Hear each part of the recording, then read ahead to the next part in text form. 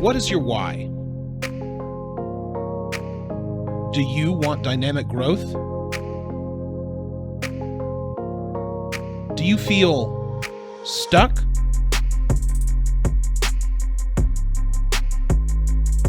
It's time to fix your why. Welcome to the Fix Your Why podcast. I'm Billy Ryan.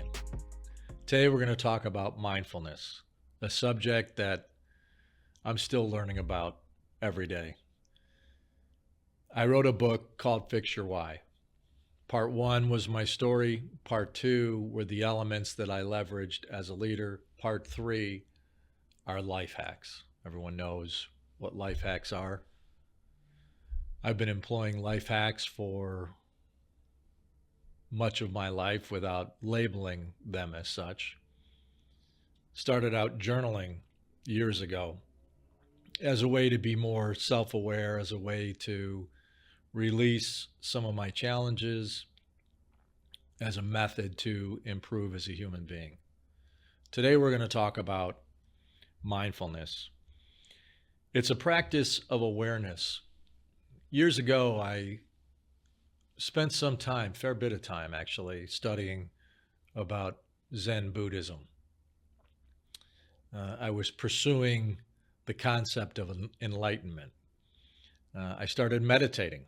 I had no idea how to meditate.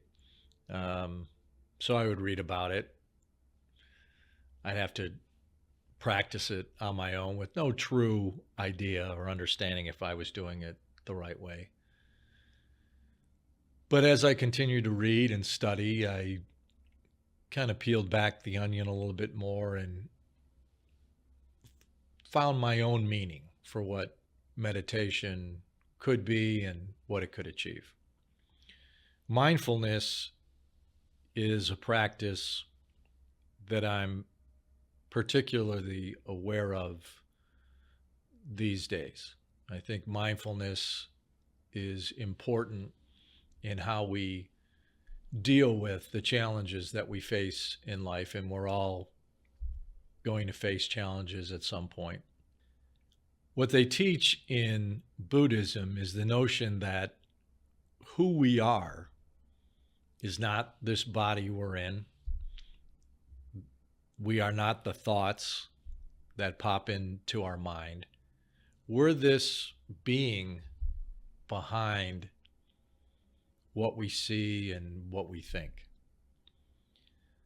It's an essence.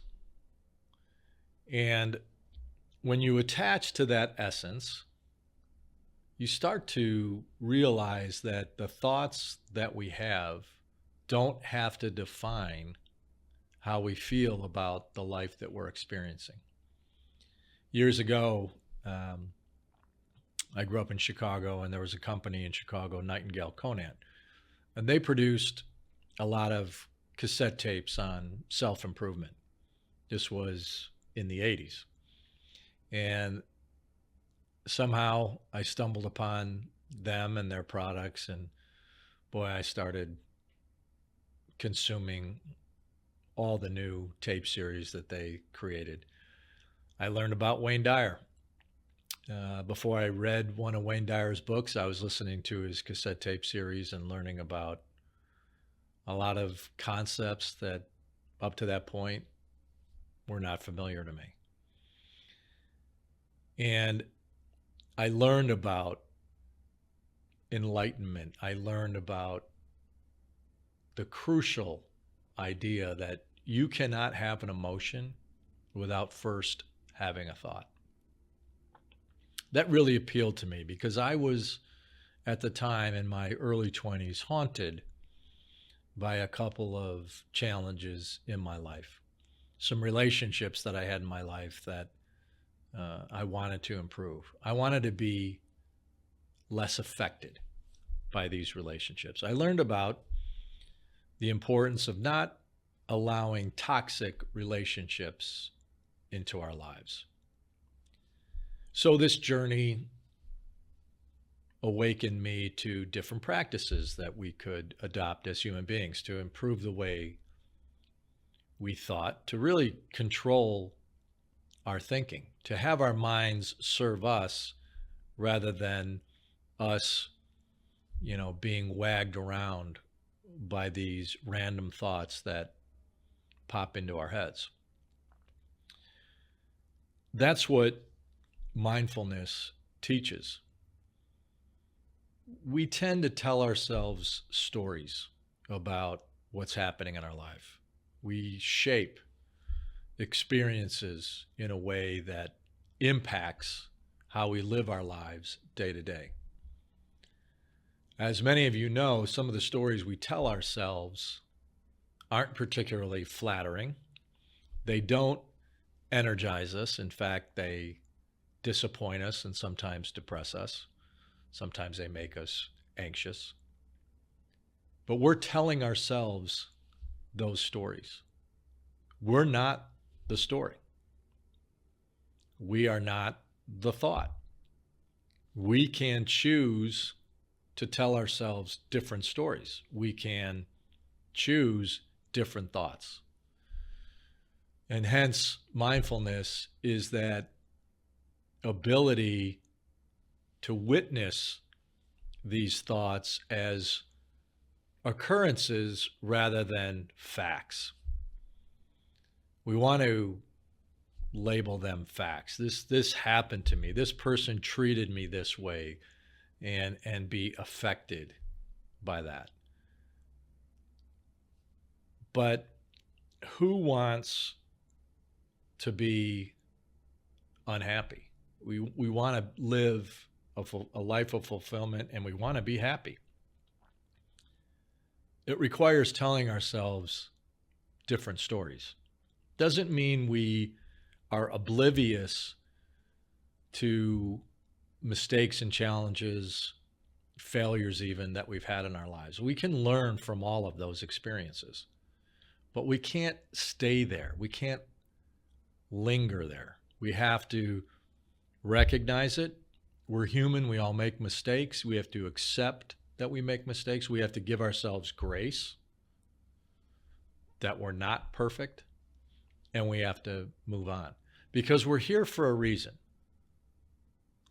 What's the reason? That's up to each of us to define. But we were all gifted with something that we can leave the world. And for me, that's my focus, is to make my mark on the world, to make the world a better place. The present moment, they talk about the importance of being in the present moment. Because in the present moment, we're not carrying the baggage of the past. In the present moment, we can act with our eyes on the future. We can take action that's not hindered by mistakes we've made in the past. We're not defined by those mistakes. We're defined by our intentions and by our actions. So maybe actions in the past didn't generate the kind of achievement or goodness that you had hoped for, but that's in the past.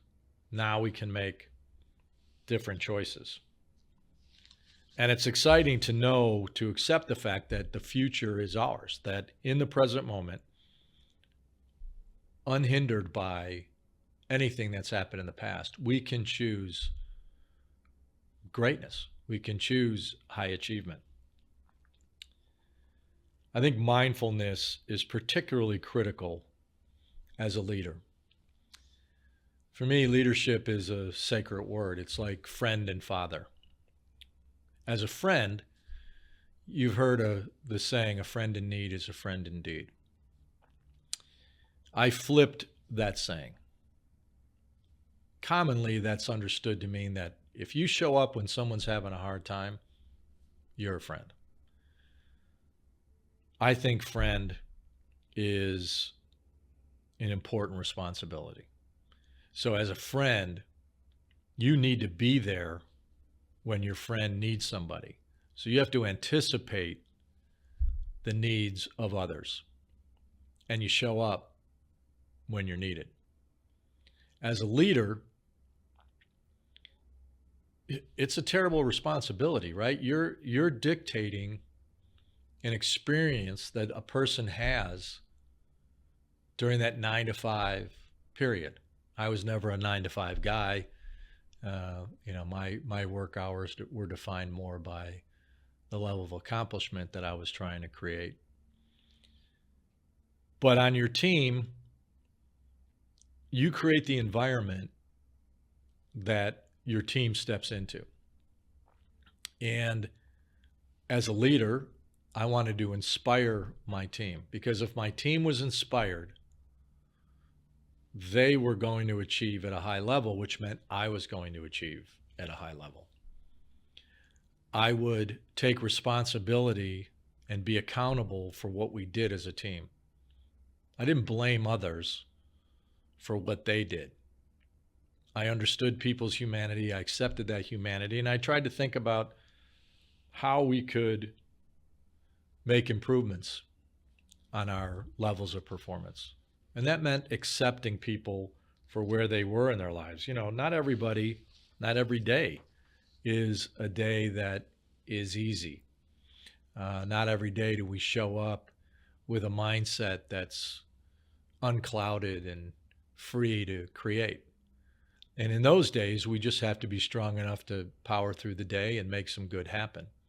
And sometimes in making good happen, you actually start to improve your mindset and your perspective, and you do create at an unexpected level. Knowing your purpose is very important in high achievement. And so mindfulness, when things get a little crazy and a little out of control, it's, for me, back in my period of very high achievement, that's when I really was intent on slowing things down. I didn't want to get caught up in that crazy, turbulent feeling or emotion, because that's when I acted contrary to my intention. So you have to be aware of when that turbulence arises. You have to be aware of those days when you're not at your best. Those are days when maybe you want to be a little more quiet around others and allow others to take the lead. Mainly, you want to be mindful of the value that your team delivers to one another. Again, if we make allowances for our humanity, we actually create an environment that is safer. We talked in previous episodes about the mastermind principle. It's so important to effectively use that element that you check your ego at the door and that you elevate the people with whom you collaborate. You want to be mindful of triggers that other people have. You want to create that safe environment for people to create at a high level, to achieve at a high level. It's not easy. The more you try to accomplish as a team, the more stress you put on your team. If you're insightful as a leader and you identify that stress, if you anticipate that stress, you make allowances for that stress in the workplace. You maybe in those times of high stress, you're a little bit more complimentary of your team members, letting them know that you realize that today you achieved despite the challenges that you faced. Meditation is a great way to get your mind in a place where there's more space, where it's safe for you to be a human being, which might be, again, some days you're not at your very best. But those are the days when your team is even more critical to your success. So I invite you to take a moment today and be mindful of who you are and what your intentions are and what your future state looks like, and go out and make your dreams happen. I'm Billy Ryan, and this is the Fix Your Why podcast. Thanks for joining.